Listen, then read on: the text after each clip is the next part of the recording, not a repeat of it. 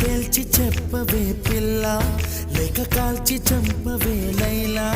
నా జీవితం నీ కనుపాపలతో వెంటాడి కవేటాడొద్దే. లేదని చెప్పా నిమిషము చాలు, లేదన్న మాట తట్టుకోమంటే మళ్ళీ మళ్ళీ నాకొక జన్మే కావాలి. ఏమి చేయమందువే, ఏమి చేయమందువే.